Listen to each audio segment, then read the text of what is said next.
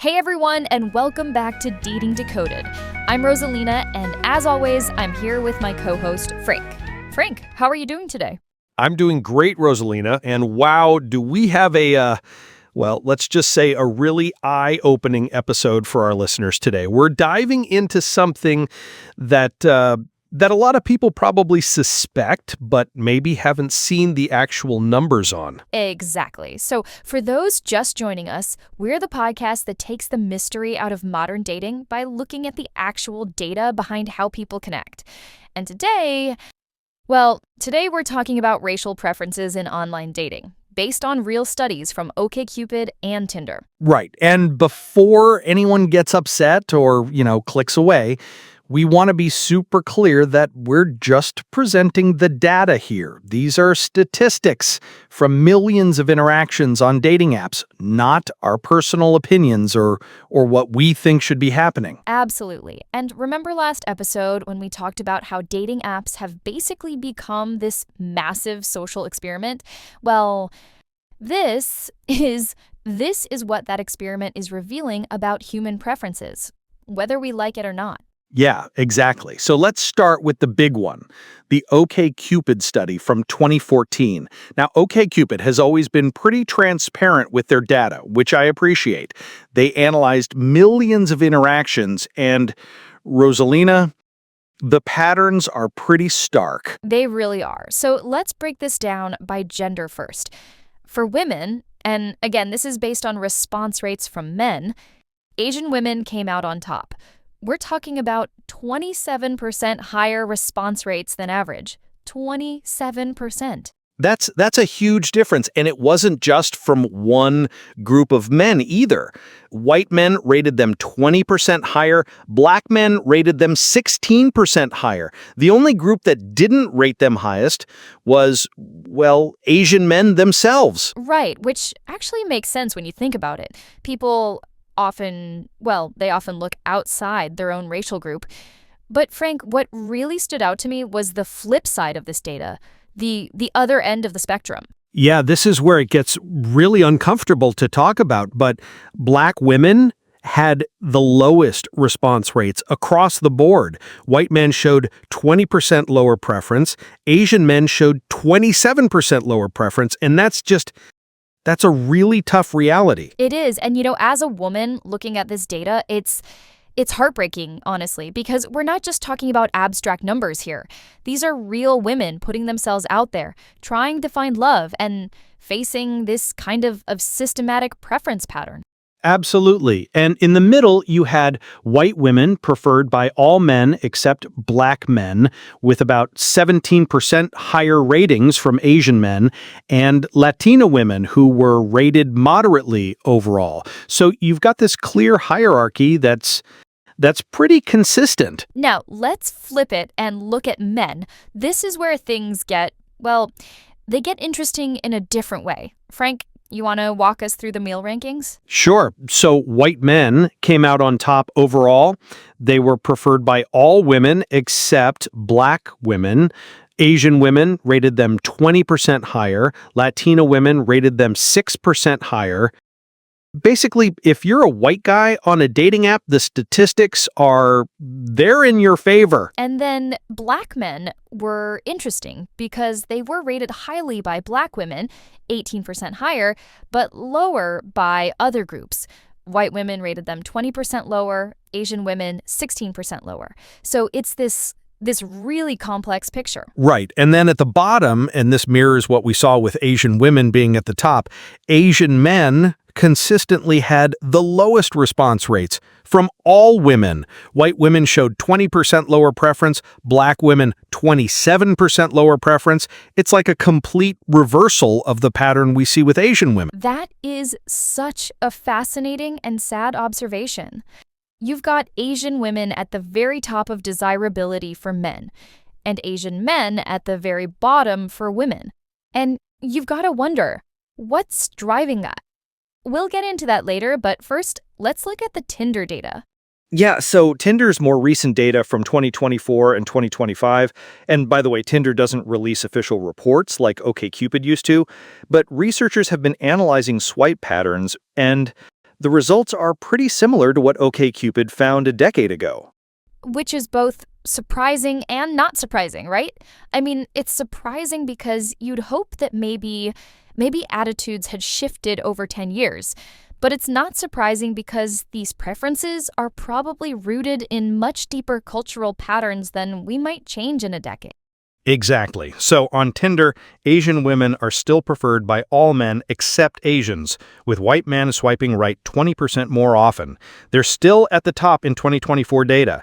White women are still highly preferred by black men 16% higher and Latinos.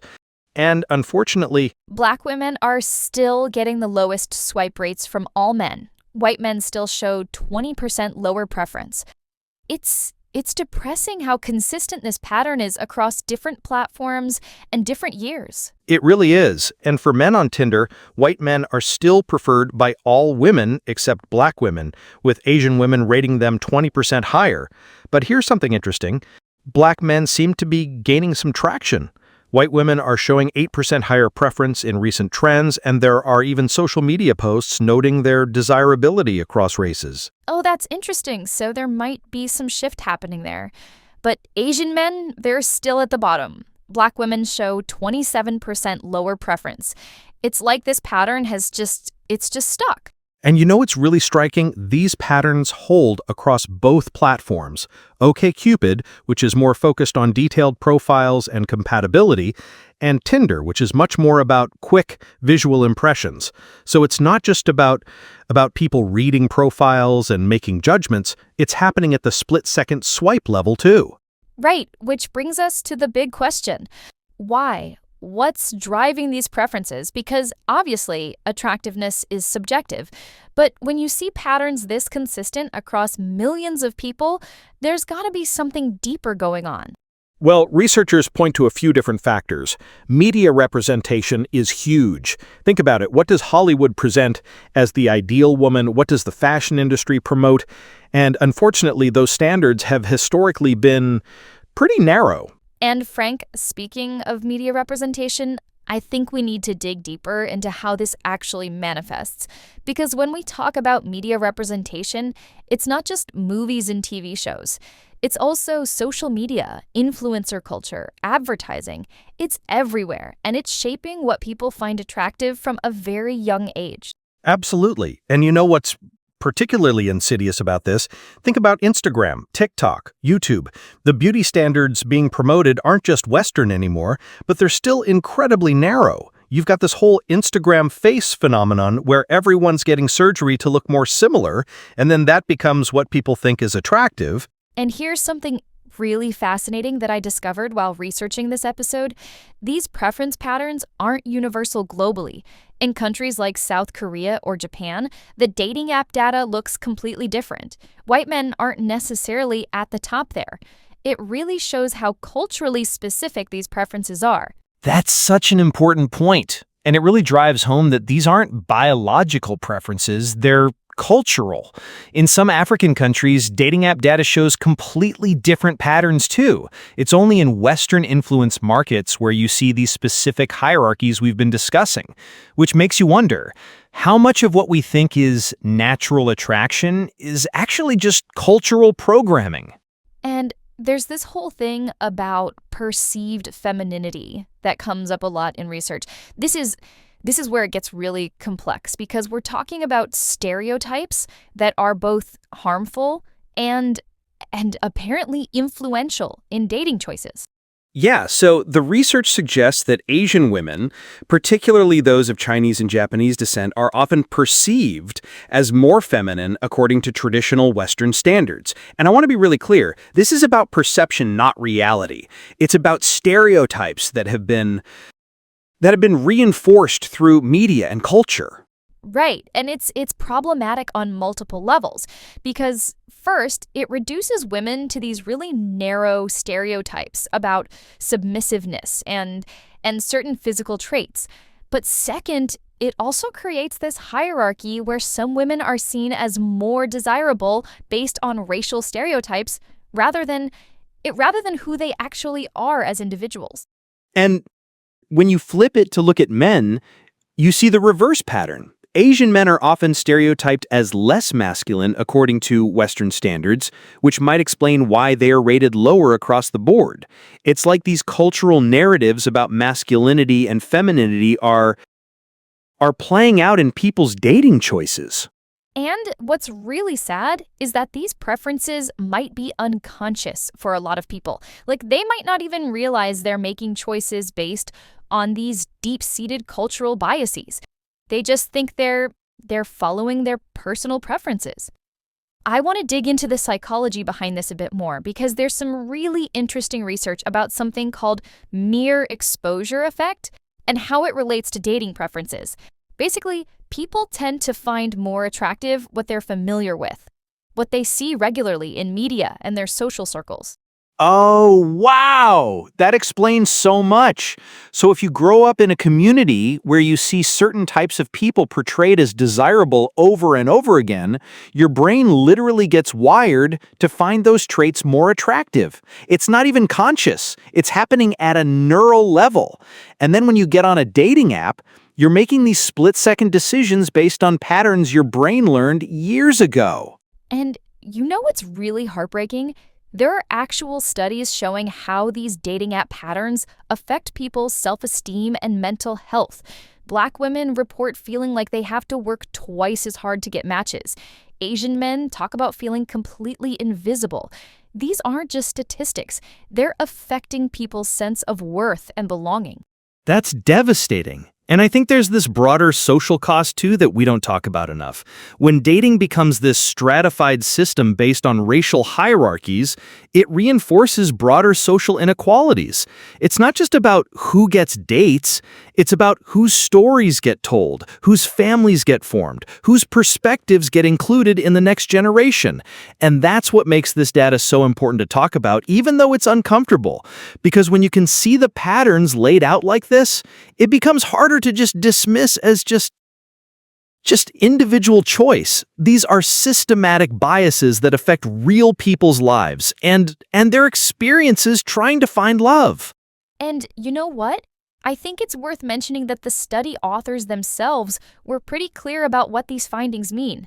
This isn't about what people should prefer. Everyone has the right to their preferences. But it is about recognizing that our preferences don't exist in a vacuum. They're shaped by the culture we grew up in. Right. And maybe being aware of these patterns can help people reflect on their own choices. Like, am I swiping left on someone because I'm genuinely not attracted to them, or because some cultural stereotype is influencing my judgment? That's such a good point, Frank. And I think for people who are on the receiving end of these biases, this data might actually be validating in a weird way.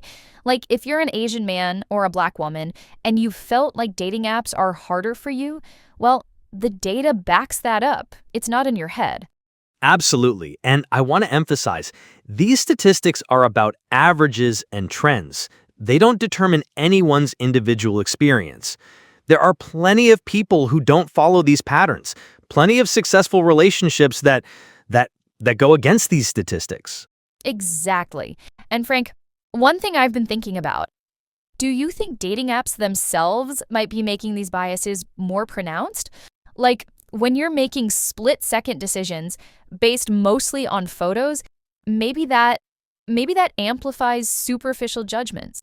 Oh, that's a really good point. In real life, you might meet someone through friends or work or some shared activity, and attraction can develop over time as you get to know them.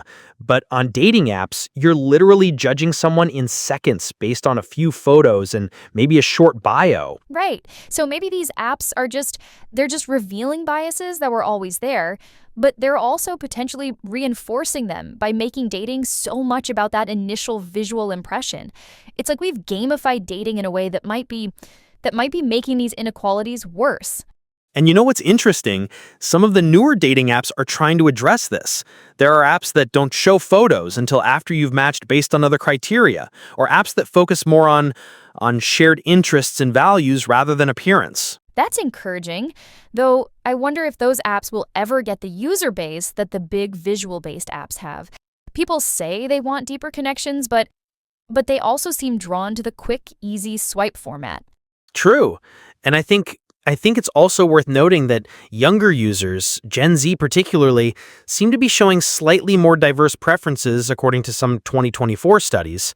So maybe attitudes are slowly shifting, even if the overall patterns are still pretty stark. Frank, let's talk more about those generational differences you mentioned, because when I look at the age breakdowns in these studies, there are some really interesting patterns.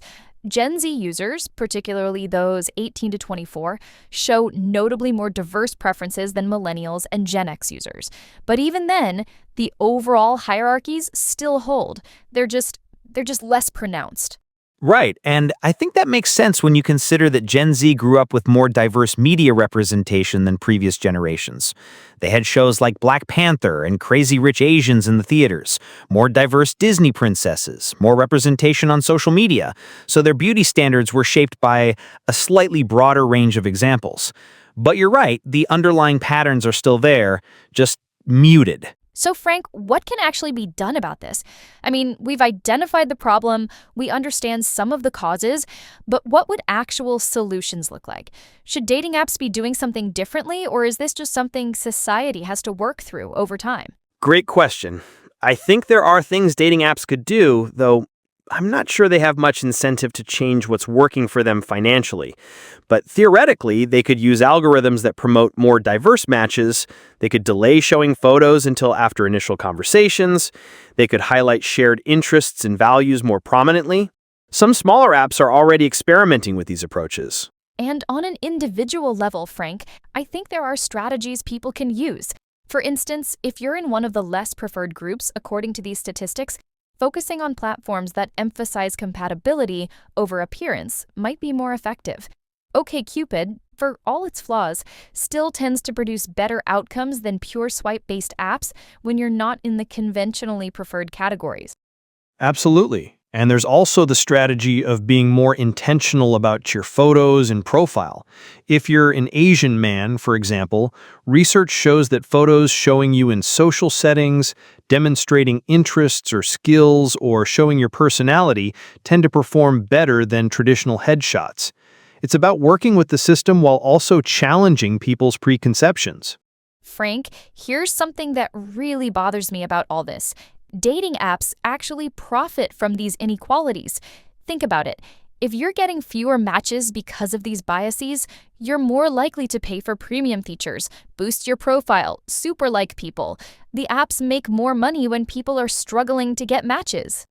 Oh, wow, that's really dark when you put it that way.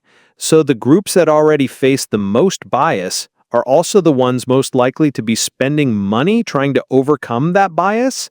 It's like a double taxation on people who are already disadvantaged. And meanwhile, the people at the top of these preference hierarchies probably rarely need to pay for anything. And what's really concerning is how these dating app patterns might be affecting long-term relationship formation and even marriage rates. If certain groups are consistently having harder times making initial connections, that could have ripple effects throughout society, affecting who has kids, whose genetic and cultural traits get passed down, how communities form and maintain themselves. That's a really profound point, Rosalina, and there's already some research suggesting that online dating might be contributing to increasing rates of interracial relationships in some communities, but decreasing them in others. It's like these apps are simultaneously breaking down some barriers while reinforcing others. The net effect is this weird bifurcation where some groups mix more, others become more isolated. One thing we haven't talked about much is how these racial preference patterns play out in LGBTQ+ dating spaces. From what I've seen in the research, apps like Grindr and Her show similar patterns to straight dating apps, but they're often even more explicitly stated. People will literally write "no Asians" or "whites only" in their profiles in ways that would be considered taboo on mainstream apps. Yeah, that's That's really concerning. And I think it's partly because LGBTQ plus communities are already smaller dating pools, so people feel like they can be more explicit about their preferences. But it also means that racial minorities within LGBTQ plus communities face this double marginalization. They're already dealing with being a sexual minority, and then they're also dealing with racial preferences within that community. You know what's interesting, though? When researchers look at actual long-term relationship success, couples who stay together for years, the racial preference patterns become much less predictive of happiness and compatibility. It's like these initial biases might affect who you swipe right on, but they don't actually predict who you'll be compatible with long-term. That's such an important distinction. So what actually predicts long-term success? The usual suspects. Shared values, similar life goals, compatible communication styles, mutual respect. Race barely factors into relationship satisfaction once people are actually together. It's almost like these preference hierarchies they're just a barrier to getting to know people who might actually be great partners. That gives me some hope. And Frank, before we wrap up, what do you think people should take away from all this? Because this is heavy stuff, and I don't want our listeners to feel discouraged about dating or guilty about their own preferences. I think awareness is the first step.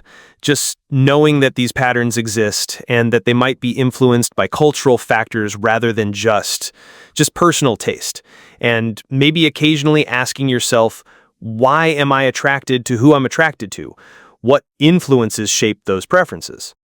And I would add, if you're someone who's been struggling with dating apps, remember that statistics don't define your individual worth or your individual experience. These are broad patterns, not personal verdicts on anyone's attractiveness or desirability. Absolutely. And maybe consider diversifying how you meet people. Dating apps are just one tool. There's still value in meeting people through hobbies, through friends, through activities where you can connect on shared interests rather than just appearance. Great advice. All right, so that's our deep dive into racial preferences in online dating. I know it's been a heavy topic, but I think these conversations are important. Understanding the data helps us understand the dating landscape we're all navigating. Definitely. And next week, we're going to pivot to something a bit more upbeat. We're looking at success stories and what the data tells us about couples who actually make it work long term. Should be fun. Perfect. And as always, if you enjoyed this episode, please give us a like, subscribe, and hit that notification bell so you don't miss any episodes. We really appreciate all the support from our listeners. Until next time, I'm Rosalina. And I'm Frank. Thanks for listening to Dating Decoded, and we'll see you next week.